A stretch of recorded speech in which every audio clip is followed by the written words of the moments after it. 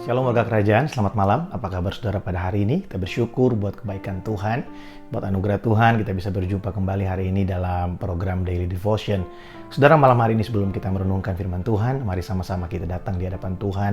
Kita berdoa, kita minta hikmat dari Tuhan supaya setiap firman yang kita dengarkan, yang kita renungkan malam hari ini bukan hanya menjadi informasi buat kita, tapi benar-benar menjadi rema buat saya dan saudara. Mari kita berdoa. Bapa, kami bersyukur buat hari ini, terima kasih buat anugerah. Terima kasih buat kebaikan-Mu, terima kasih buat kasih setia Tuhan yang selalu terjadi dalam kehidupan kami. Kalau kami boleh ada sampai hari ini Tuhan, kami tahu ini adalah bukti dari penyertaan Tuhan dan kebaikan Tuhan dalam hidup setiap kami. Dan malam hari ini kami mau buka hati kami untuk kebenaran firman-Mu. Mari Engkau berbicara buat setiap kami. Mari Engkau ubahkan cara pandang kami terhadap Engkau Tuhan. Supaya kami terus mengenal Engkau dan kebenaran yang kami ketahui itu memerdekakan setiap kami. Terima kasih Tuhan. Roh hikmat dan wahyu turun buat setiap kami. Dalam nama Yesus kami berdoa. Amin. Nah saudara, malam hari ini mari sama-sama kita buka Alkitab kita dalam kitab Keluaran pasal yang ke-20. Nah, saudara, ini adalah pembahasan tentang 10 hukum Taurat, 10 hukum yang diberikan Tuhan buat bangsa Israel melalui Musa pada saat itu. Ayat yang ketiga di sana berkata, "Jangan ada padamu Allah lain di hadapanku." Saya akan bacakan dari ayat yang kedua. Di sana firman Tuhan berkata, "Akulah Tuhan Allahmu yang membawa engkau keluar dari tanah Mesir, dari tempat perbudakan."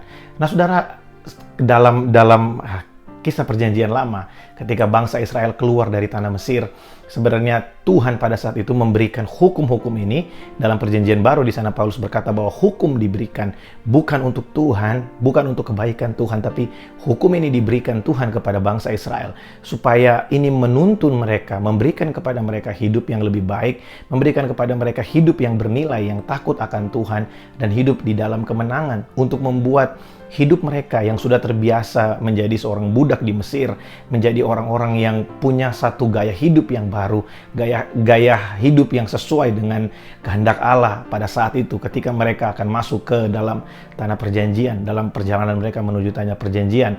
Nah saudara, dari 10 hukum yang diberikan Tuhan pada saat itu, sebenarnya 9 hukum yang ada dari hukum yang kedua sampai dengan hukum yang ke-10 itu sangat bergantung pada hukum yang pertama.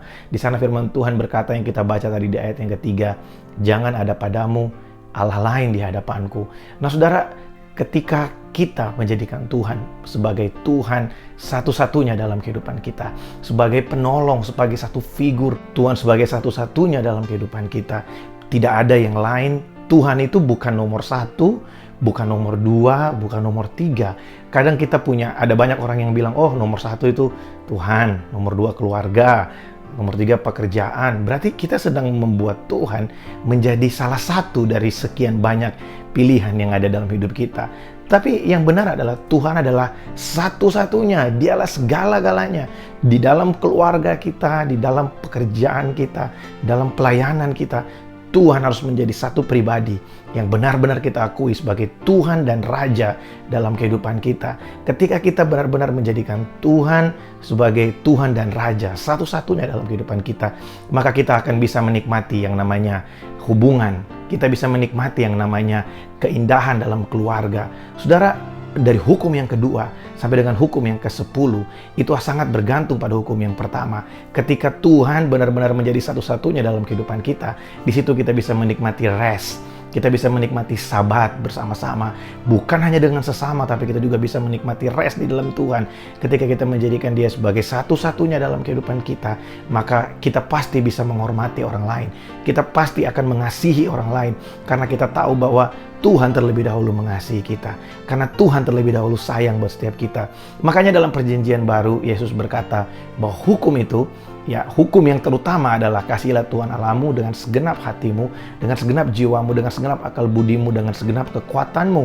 Dan hukum yang kedua adalah kasihilah sesamamu manusia seperti mengasihi dirimu sendiri. Nah saudara, ketika kita benar-benar menjadikan Tuhan sebagai satu-satunya Tuhan dan Raja dalam kehidupan kita, maka di situ kita tidak mungkin akan berpaling kepada yang lain. Otomatis sikap hidup kita, cara hidup kita akan berubah seiring dengan pengenalan kita akan Tuhan. Attitude kita akan berubah seiring dengan pengenalan kita akan Tuhan.